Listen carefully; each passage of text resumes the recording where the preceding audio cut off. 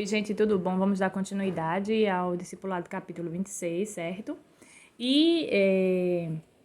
O anterior a gente terminou com o testemunho que eu dei, né? Porque foi algo que aconteceu realmente comigo, maravilhoso, porque nós temos que estar sempre aos pés com fé ao Senhor, Ele nos conhece, do nosso coração, e Ele responde e cuida de nós, nos dá, mesmo se a gente pedir, porque não foi nenhum pedido que eu fiz, foi um comentário, e Ele sondou e viu meu coração, viu no momento e falou para a serva dele, que a irmã da casa era uma serva dele também, era uma igreja, funcionava ali, um culto de oração.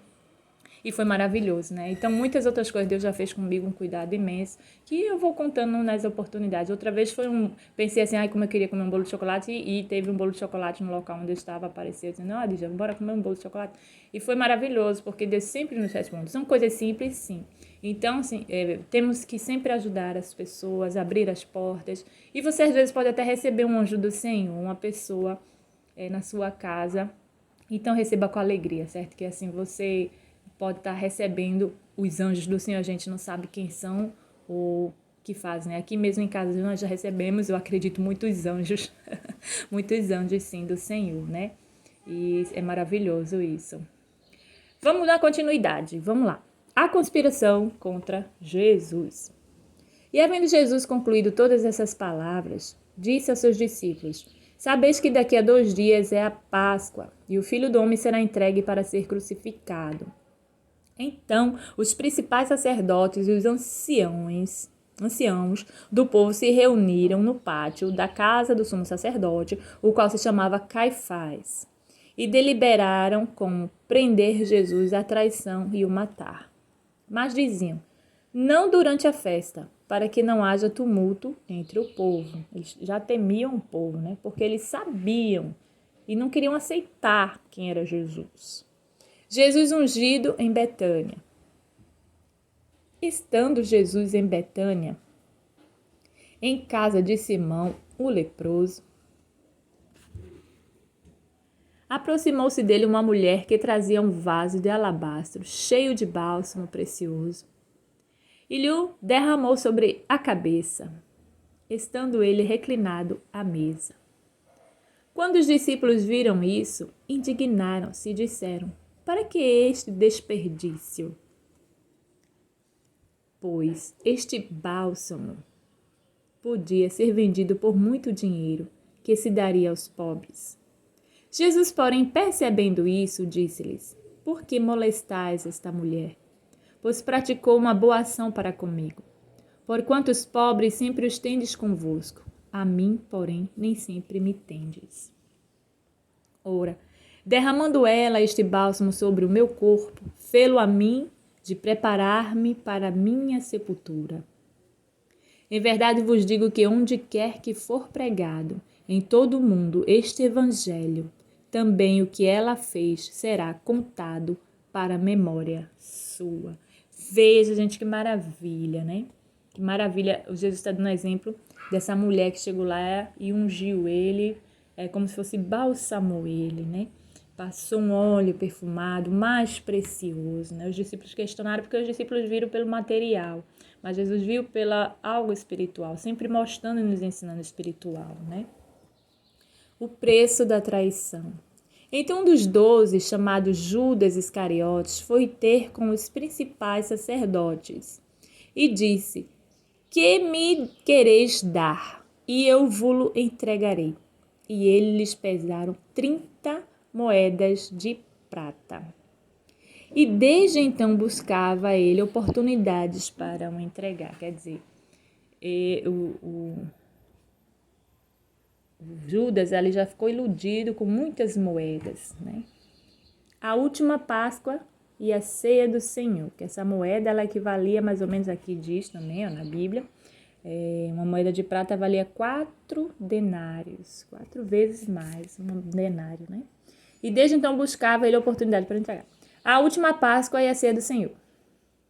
Ora, no princípio dia dos pães ázimos, vieram os discípulos a Jesus e perguntaram, onde queres que façamos os preparativos para comeres a Páscoa? Respondeu ele, ide à cidade a um certo homem e diz ele, o mestre diz, o meu tempo está próximo, Em tua casa celebrarei a Páscoa com os meus discípulos. E os discípulos fizeram como Jesus lhes ordenara e prepararam a Páscoa. Ao anoitecer, reclinou-se à mesa com os 12 discípulos. E, enquanto comiam, disse: Em verdade vos digo que um de vós me trairá. E eles, profundamente contristados, começaram cada um a perguntar-lhe: Porventura sou eu, Senhor?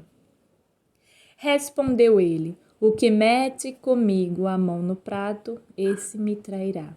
Em verdade, o Filho do Homem vai, conforme está escrito a seu respeito, mas ai daquele por quem o Filho do Homem é traído. Bom seria para esse homem se não houvera nascido. Também Judas, que o traía, perguntou: Porventura sou eu, Rabi? Respondeu-lhes Jesus: Tu o disseste. Enquanto comiam, Jesus tomou o pão e, abençoando, o partiu e o deu aos seus discípulos, dizendo: Tomai, comei, isto é o meu corpo. E tomando um cálice, rendeu graças e deu-lhe, dizendo: Bebei dele todos, pois isto é o meu sangue, o sangue do pacto, qual é derramado por muitos para a remissão dos pecados. Ele está falando do sangue dele. Mas digo-vos que desde agora não mais beberei deste fruto da videira, até aquele dia em que convosco beba novo no reino de meu Pai. E tendo cantado um hino, saíram para o Monte das Oliveiras. Aqui sobre a versão de Mateus, né, ele já mostra que foi foi Judas, né, quem perguntou e aquele que meteu a mão, né, na vasilha com Jesus.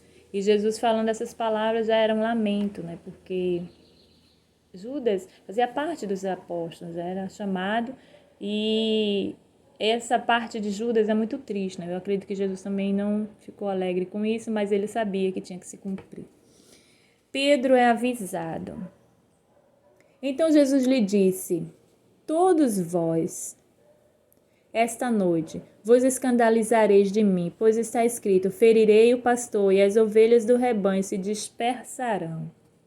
Todavia, depois que eu ressurgir, irei adiante de vós para Galileia. Jesus já disse para onde vai. Galileia. Mas Pedro, respondendo, disse-lhe: Ainda que todos se escandalizem de ti, eu nunca me escandalizarei. Disse-lhe Jesus: Em verdade te digo que esta noite, antes que o galo cante, 3 vezes me negarás. Respondeu-lhe Pedro: Ainda que me seja necessário morrer contigo, de modo algum te negarei. E o mesmo disseram todos os discípulos. Quer dizer, aqui só abrindo uma pausa, né? Gente, eu não estou explicando muito não, porque se vocês veem muito, né, nas pregações das igrejas, na Páscoa, em filmes, até em novelas que já fizeram, né? Quando é essa parte que eles colocam bem assim, do jeitinho que está aqui a Bíblia, e conforme a tradução de cada um dos evangelhos, né, a versão. E vamos lá. Jesus em Getsêmani. Então foi Jesus com eles a um lugar chamado Getsêmani e disse aos discípulos: Sentai-vos aqui enquanto eu vou ali orar. E levando consigo Pedro, os 2 filhos de Zebedeu, começou a entristecer-se e angustiar-se. É o que eu falei. Mas aqui já foi porque ele ia passar por tudo que ia passar, como forma humana, né?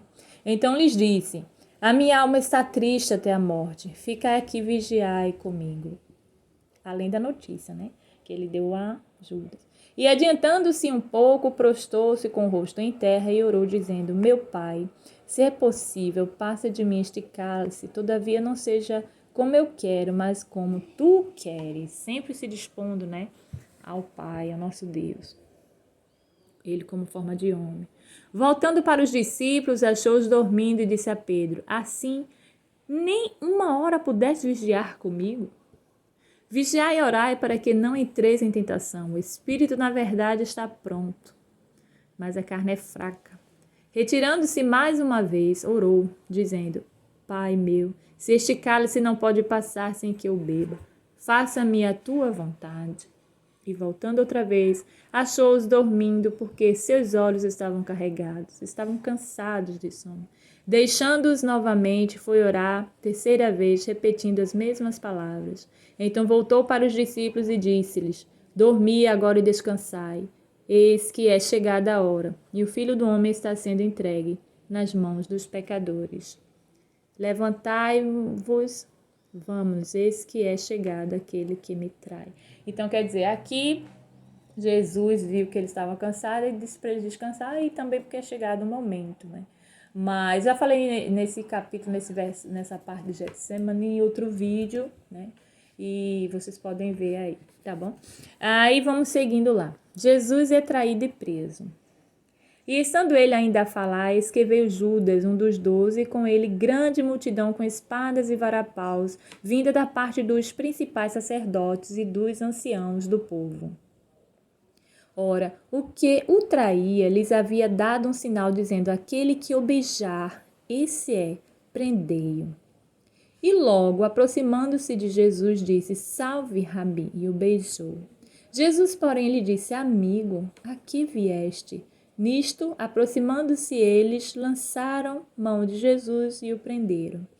E eis que um dos que estavam com Jesus, estendendo a mão, puxou da espada e, ferindo o servo do sumo sacerdote, cortou-lhe uma orelha.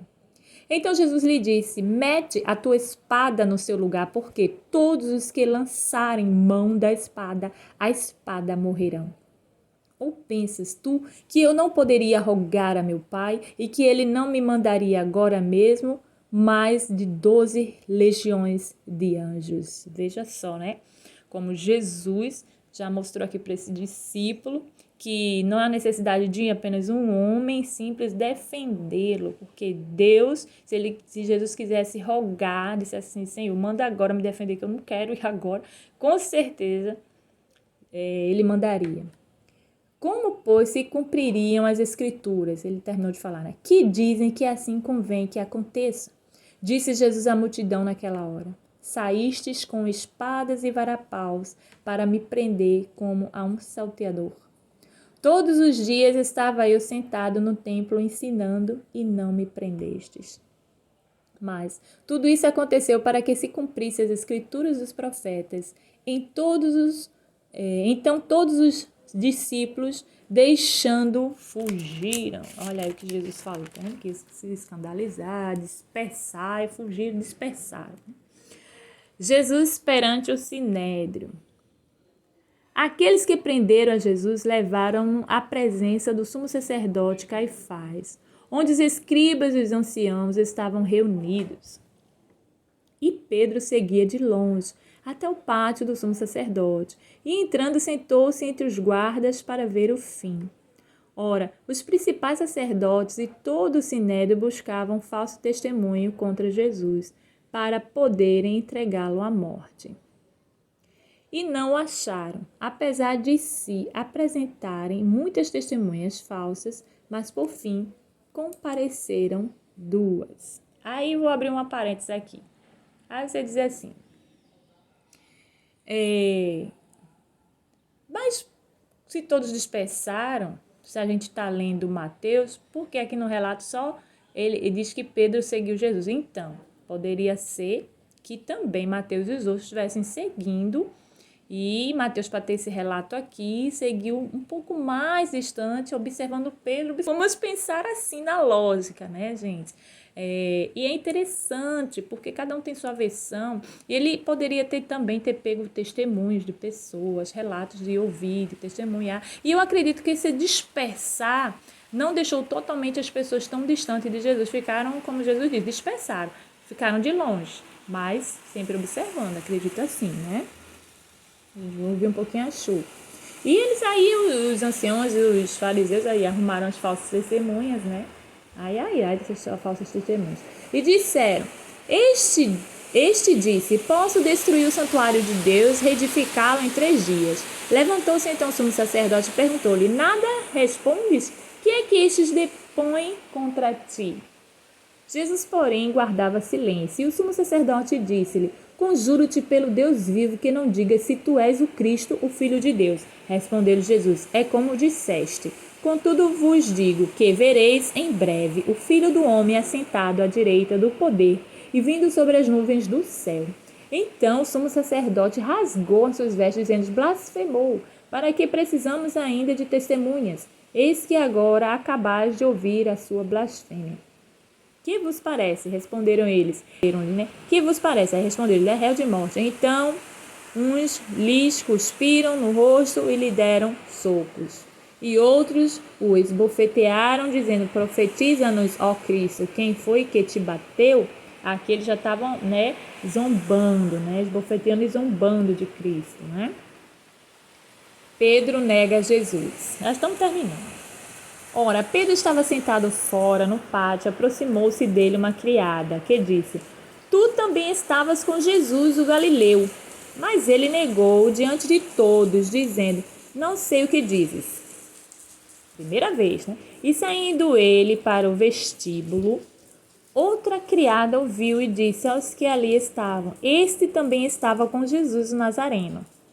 E ele negou outra vez e com juramento: não conheço tal homem. Segunda vez, E daí a pouco, aproximando-se o que ali estavam, disseram a Pedro: certamente tu também és um deles, pois a tua fala te denuncia. Veja, a convivência das pessoas com Jesus, dos discípulos, estavam tão próximas, tão íntimas, que até a fala deles era parecida, gente. Eu quero ter essa fala parecida, E Pedro, por ter a fala parecida, Pedro às vezes era meio...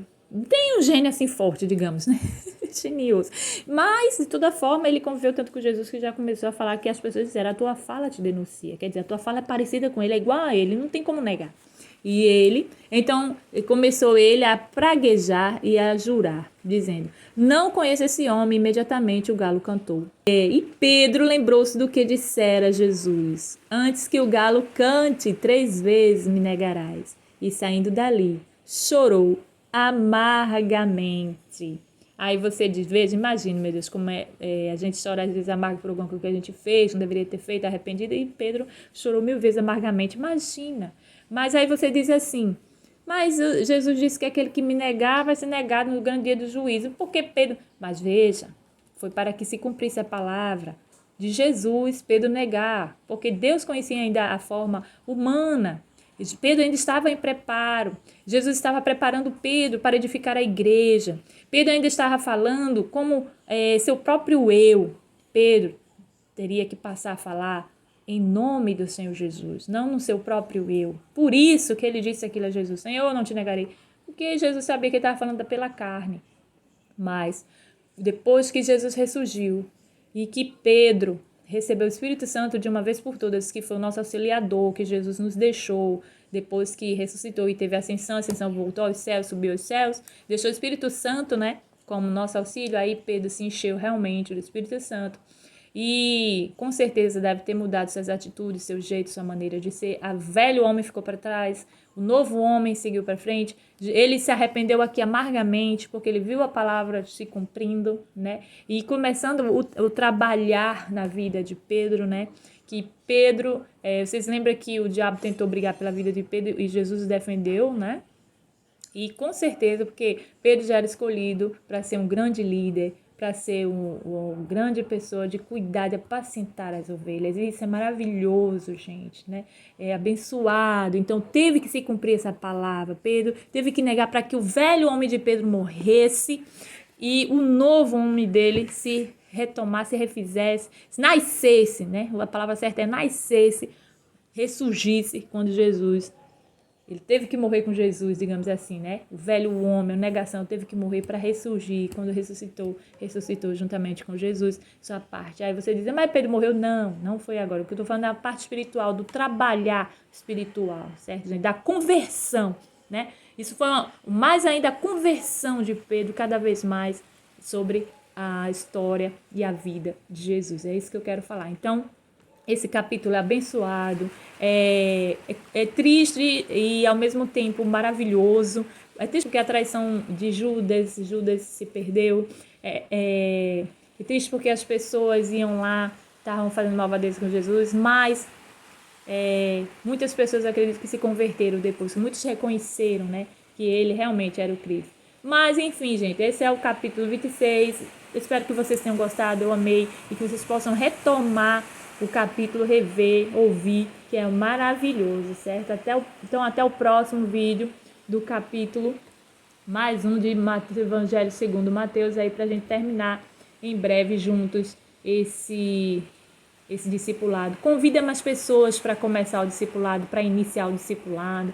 Cada vídeo eu tenho posto na descrição o capítulo que vem próximo, certo? E assim a gente vai estudando Mateus completamente. É gostoso estudar Mateus assim um capítulo por dia, e você pode fazer isso todos os dias com os outros livros da Bíblia, né? Lê um capítulo por dia, certo? Lê um pedacinho, lê um capítulo, marca onde foi. Se tem aqueles quadradinho de ir marcando um capítulo, né? Eu já tive isso também na igreja, onde fiz parte, na primeira igreja onde me batizei, fiz parte aqui, né? Na cidade onde moro. E aí é maravilhoso estudar. E depois você, quando pega o ritmo de começar a ler a Bíblia, você lê até sem aquelas cartãozinho de marcar capítulo por capítulo, livro por livro, você já vai fazendo automático, e isso é um hábito, e quando a gente cria esse hábito maravilhoso, é muito gostoso, e as histórias são impressionantes, não são criadas pelos homens, são vividas, são fatos e palavras reais. Eu acredito, eu creio, e eu confesso que o Jesus Cristo é o Filho de Deus Altíssimo. Aleluia. Gente, até o próximo vídeo, e Deus os abençoe.